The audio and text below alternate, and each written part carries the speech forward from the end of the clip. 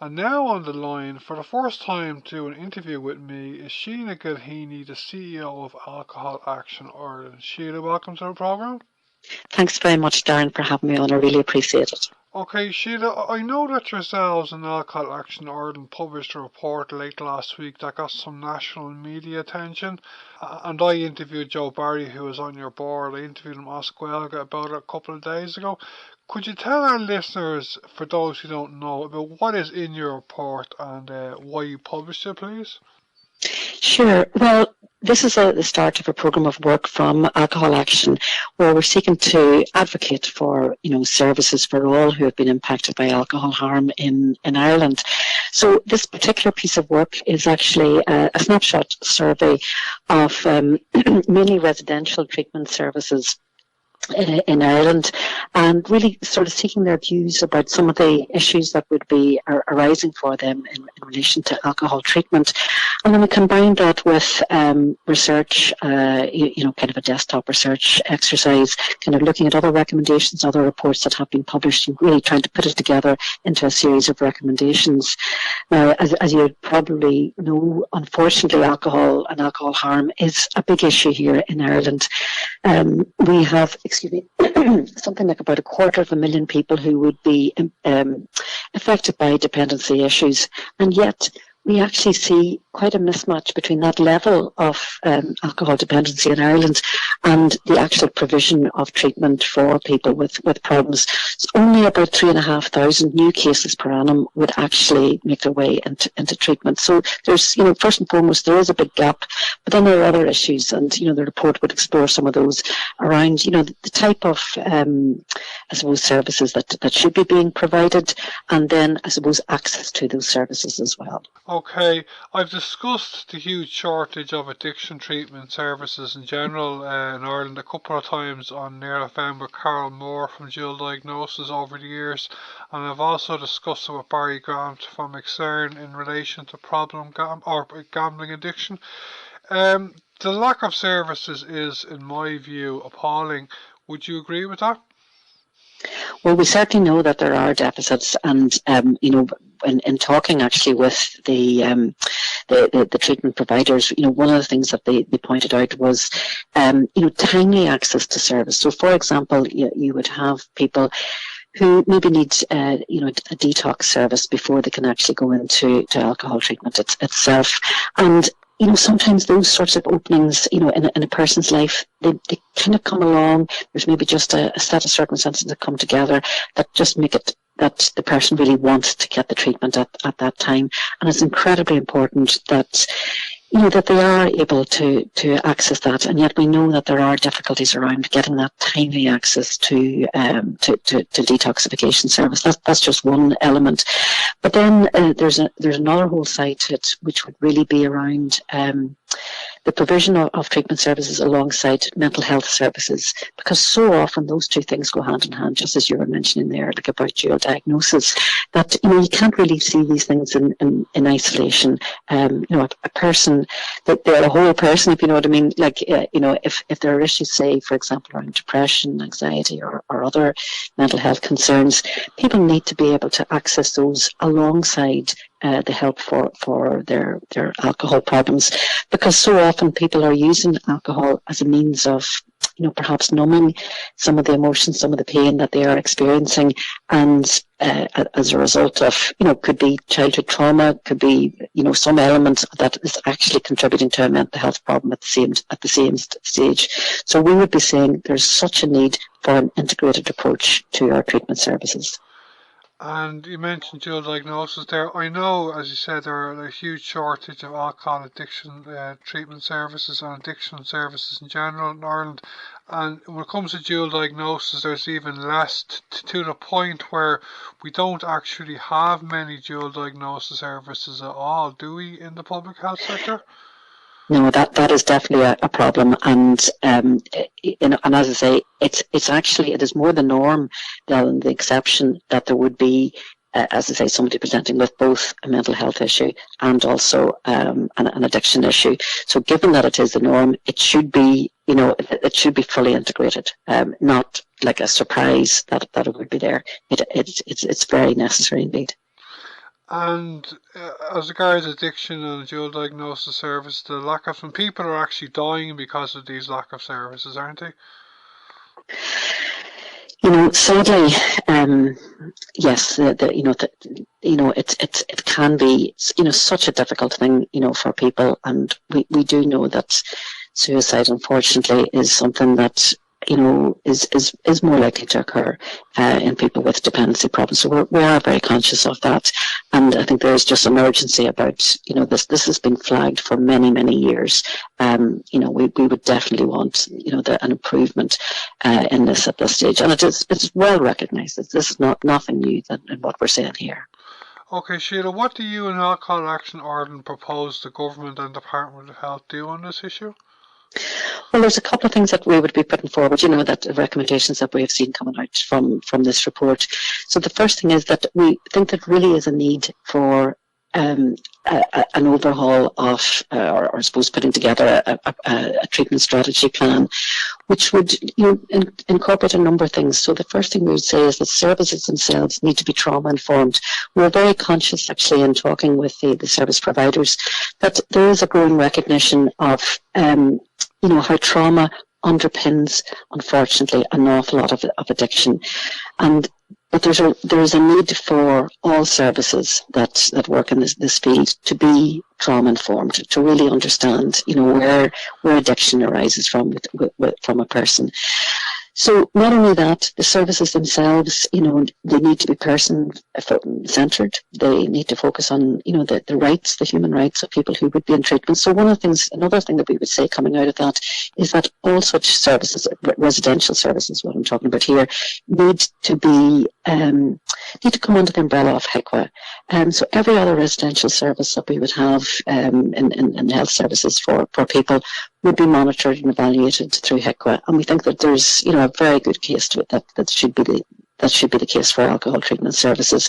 And this is actually a recommendation that the HSE themselves would have made going back, I think, to 2007. So again, nothing new here, but nonetheless, we're waiting, for this to actually be implemented. And then I would say it's also very important that any such services really needs to take into account, the families of those who are living with somebody with an addiction problem. I'm thinking here very especially of children. We would, we know from data is that probably about half of people who are currently in treatment would have children under the age of 18, and there's a very particular traumatic experience that can be there for children, and they themselves need their own support in their own right, really regardless of whether the parent is actually in treatment or not.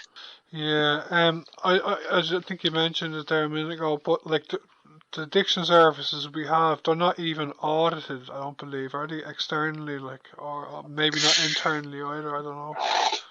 The current setup is that services actually they go through a system actually of reporting back to a company in England.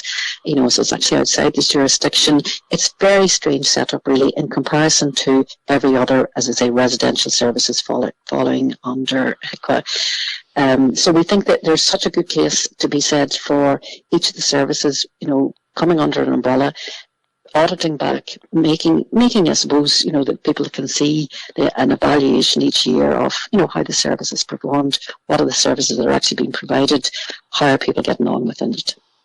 And I believe the biggest alcohol treatment centre in Ireland is, I think it's called Coon, and it's run by a religious order. And I'm not sure what order, but if you go to it, you have to go to mass every day. That's true, is it? Well, we didn't actually. They didn't take part in our treatment survey. We did send it out to everybody who might be interested. But so I don't actually have information just on that. But like I say, I think if we were to look at a system in the whole, and if you have a strategy which provides for the best standards for all treatment services, then I think it would show what actually would be helpful, what would work well. Okay, just have a couple more questions, Sheila. Can you tell me if you believe, as I do, and I discussed this with Carol Moore before, if you believe that addiction issues are mental health issues? Well, as I say, there is a very close connection, and I really see people as, in a holistic way, whether we're talking physical health, mental health, whether it's talking about addiction, whether it's talking about depression, an individual presents as a whole single human being. So all of these things are connected. So to me, it makes, sense to when people are able to identify, yes, I'm having a problem with depression, I'm having a problem with anxiety, I'm having a problem with addiction. There tends to be something that's underlying all of that. And this is where I'm saying that there should be a single service which looks at the individual and not tries to, portion off, well, this bit belongs over to this service or that bit belongs over here. No matter what door a person opens, they should be able to get the treatment that actually works for them. Okay, so I imagine you as an Alcohol Action Ireland will be looking to the upcoming budget, will you, to see if the government are going to do anything about this, will you? Yeah, it's actually very telling when you look at sort of the money that's involved or the funding that's involved in relation to treatment. Firstly, it's actually quite difficult to get a breakdown of exactly what's there. We would estimate that there's probably less than 100 million at best spent on alcohol treatment, and yet if you were to compare that to the costs that are involved in other aspects of alcohol harm, so if say you were to look at hospital admissions in relation to alcohol, we're spending more than 1.5 billion annually on that. So 1.5 billion spent on, alcohol in hospital, but less than 100 million on the preventative kind of measures that would actually possibly lead to less needing to be spent on hospital treatment at a later date, for things like liver disease or whatever at that point. And actually, a very telling comment that actually comes from the World Health Organization. They would say that treatment provision must be proportionate with the scale of the public health problems that are actually caused by the harmful use of alcohol. And I think, when we look at the scale of the problem that there is around alcohol, well, then you can see we need a commensurate level of treatment that would go with that. And actually, I suppose on this point, I'd be saying that polluters should pay. We really think that there should be a social responsibility levy put on alcohol sales that would reflect the level of harm that's actually caused from the sale of this product. Okay, Sheila, before you go, is there anything else you want to tell our listeners about your work over the next while, maybe about the Public Health Alcohol Act or anything like that? Well, as you know, we've been working intensively around the full implementation of the Alcohol Act. We're delighted that we have finally got a date for the commencement of minimum unit pricing. That'll start in January 2022, so we're really pleased about that. But there's still an awful lot left to be implemented from the Act. So, for example, we would like to see the labelling information. So this would give health information on every alcohol product that would, let people know. Mention there's a number of different issues. So, for example, cancer is unfortunately something that can develop as a result of alcohol use, but there are other dangers as well. So, certainly, we think it is very important that that part of the legislation gets commenced as soon as possible. And as well as that, we would also be looking for alcohol advertising and the regulations about the content of alcohol advertising. And we seem to be a long way off that, getting any movement on that particular feature. At the moment, an alcohol company can put out very sophisticated alcohol advertisements, which, if you like, kind of sell a dream. They give you this association with, things that we feel strongly about, whether that's sport or whether it's music, whether that's lifestyle, whether that's, if we're targeting women, for example, an awful lot of ads kind of more about women empowerment, those sorts of messages, which really bear no relation whatsoever to a product that, as we can see, is psychoactive, is addictive, and ultimately very harmful for both individuals, for families and communities and the country as a whole. And when I was talking to Joe Barry a couple of days ago, he was saying about sports as well. Like, I know you mentioned advertising there, but sports sponsorship, alcohol company sponsorship of sports. That's something you believe in should be got rid of as well, isn't it? Absolutely, we do. Now, there is provision within the Public Health Alcohol Act which will reduce the amount of sports sponsorship, but only where it relates to children. But we know that children are already watching, the big matches, whether that's Rugby Six Nations or the Euros that we have on at the moment. This is really where alcohol companies, I would say, recruit children at a very young age. You see that allegiance that people would have to their team, to the sport, and to the excitement, and to all those positive, qualities that go with sport, fitness, health. I suppose, the team aspect of it, the playing together. So very many positive qualities that the alcohol industry associates themselves with, but in ways that are totally incompatible. I mean, there's no logical linkage at all between the health, the healthy aspect of playing sport and drinking alcohol, and yet these companies position themselves very cleverly to so that you make those associations, even though they're not there in real life.